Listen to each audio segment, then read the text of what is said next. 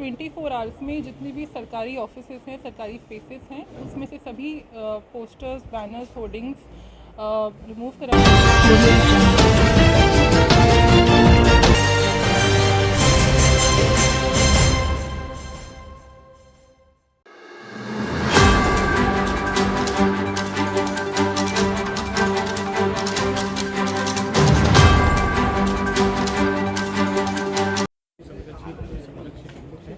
और एक बैंड प्रक्रिया शुरू की।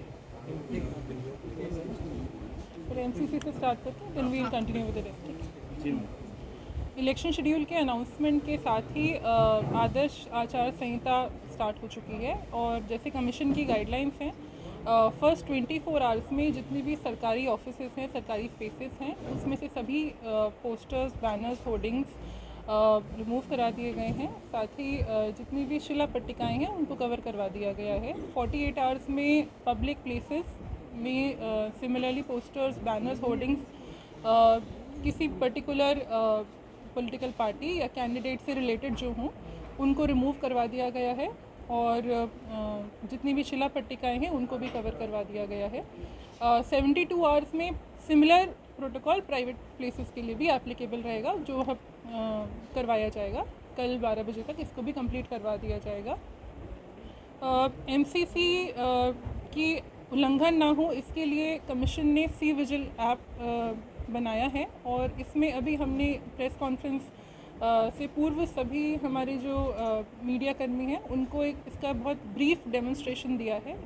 सी विजिल ऐप के माध्यम से कहीं पर भी किसी भी सिटीज़न को एमसीसी वायलेशन दिखता है तो वो उस ऐप के माध्यम से कंप्लेन कर सकते हैं। इसमें सी विजिल सिटीज़न ऐप है जिसमें वो कंप्लेन लॉन्च कर सकते हैं।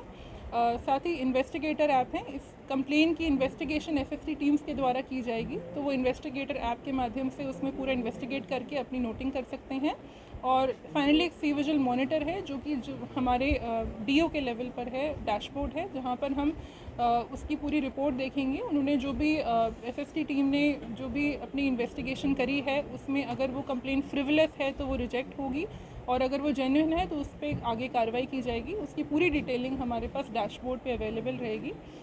हम सभी से निवेदन करेंगे कि ज़्यादा से ज़्यादा लोग सी विजिल ऐप डाउनलोड करें और उसका यूटिलाइजेशन करें। कहीं पर भी आपको ऐसी कोई भी आपत्तिजनक कार्रवाई होती हुई नज़र आए जो कि हमारे आदर्श आचार संहिता की उल्लंघन की श्रेणी में आती हो, तो आप उस पर अपनी कंप्लेन रजिस्टर कराएं। इसमें एक 100 मिनट्स का टाइमलाइन दी गई है जिसमें उस कंप्लेन को हमें एड्रेस करना है, उस पर कार्रवाई करनी है, तो वो हम करवाएंगे।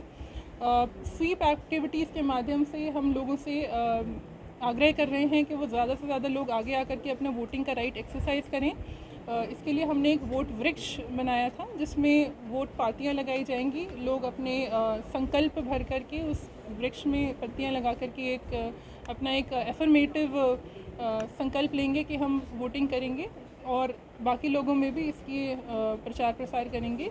साथ ही हम एक वोट बैंड बनवा रहे हैं। जो हमारे फर्स्ट टाइम वोटर्स हैं, यूथ वोटर्स हैं, उनको वोटिंग के लिए इंकरेज करने के लिए वोट बैंड्स डिस्ट्रीब्यूट किए जाएंगे कॉलेजेस में और पब्लिक प्लेसेस में, मॉल्स में, शॉपिंग कॉम्प्लेक्सेस में। जैसे लोग इसमें it is an in thing, जो हमारे फ्रेंडशिप बैंड्स होते हैं उसी की तरह से एक वोट बैंड होगा जिसमें हमारे 5 कॉलम्स में हमारे जितने भी ऐप्स हैं जो आजकल नए बच्चे जो यूथ वोटर्स हैं यूज़ करते हैं रजिस्ट्रेशन के लिए, सी विजिल ऐप है, रजिस्ट्रेशन के लिए वोटर हेल्पलाइन ऐप है, उन सभी की जानकारी इसमें होगी।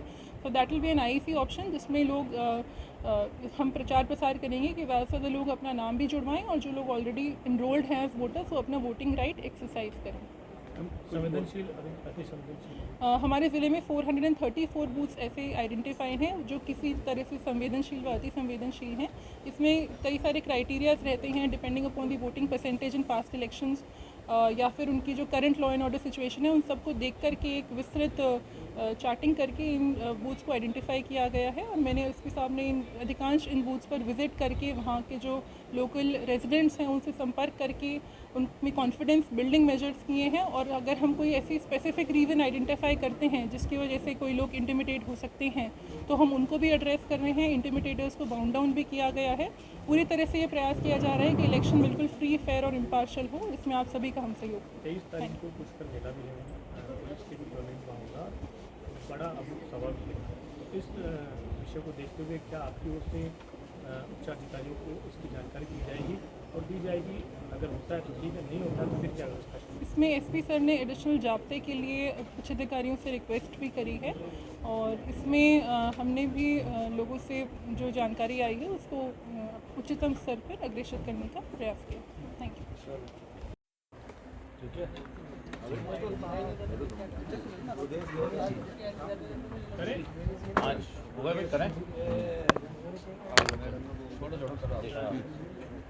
सर आचार संहिता प्रभावी हो गई है, किस प्रकार से पुलिस मुस्तैद है चुनाव को लेकर? जैसे ही आचार संहिता लागू हुई है, हमारी जो एफएसटी टीमें हैं जो अजमेर के अंदर 78 है वो क्रियाशील हो चुकी है। हमारे यहाँ पे अजमेर नॉर्थ और किशनगढ़ जो है वो एक्सपेंडिचर सेंसिटिव है, जहाँ पे जो एफएसटी है उसकी संख्या बढ़ा करके 12-12 की हुई है, बाकी जगह पे 9-9 एफएसटी है वो लागू है। इसके अलावा जो चुनाव की घोषणा के साथ ही हमारे जो नाके हैं जो पुराने अजमेर के हिसाब से 20 जगह पे नाके लगे हुए हैं वो क्रियाशील हो गए हैं, जो 24 आवर्स है वो नाके चालू है। आपको मैं बता दूं कि पिछले जनवरी से लेकर के और हमने अब तक लगभग 14,900 के आसपास है जिनको 116 में पाबंद किया है और 10,800 के आसपास लोग हैं जिनको 151 के अंदर पाबंद किया है लोगों को। इसके अलावा अभी हमारी जो रेगुलर जो लॉ एंड ऑर्डर रिपोर्ट है वो जा रही है और रेगुलर तरीके से हम लोगों को जो चुनाव को प्रभावित कर सकते हैं उनको पाबंद कर रहे हैं। जो लाइसेंसी वेपन हैं उनके लिए जो एक कमेटी की मीटिंग थी वो मीटिंग हो चुकी है। जिन लोगों को वेपन जमा नहीं करवाने हैं उनको शॉर्ट लिस्टेड किया जा रहा है और इसके अलावा जो बाकी हैं उनको वेपन जमा करवाने के लिए कहा जा रहा है। अब तक अजमेर के अंदर लगभग 75% से ज़्यादा वेपन हैं वो जमा हो चुके हैं।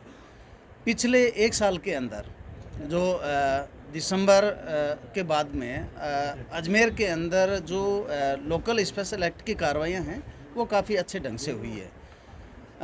2022 के अंदर जो हमारे लीकर की कार्रवाई थी वो 10,000 लीटर लीकर है वो हमने पकड़ा था। इस बार हमारे जो लीकर की कार्रवाई है अभी 30 सितंबर तक वो हमने 40,000 लीटर से ज़्यादा लीकर है वो पकड़ा है।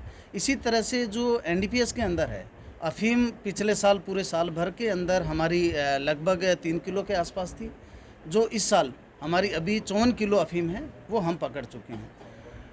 आपको बता दें एनडीपीएस के अंदर जो डोडा है पिछले पूरे साल भर के अंदर हमारे पूरे जो पुराने अजमेर के हिसाब से 62 क्विंटल के आसपास डोडा है वो पिछले पूरे साल भर में पकड़ा गया था, जो आज की तारीख तक अभी तक हमने 116 क्विंटल डोडा है वो हमने पकड़ लिया है।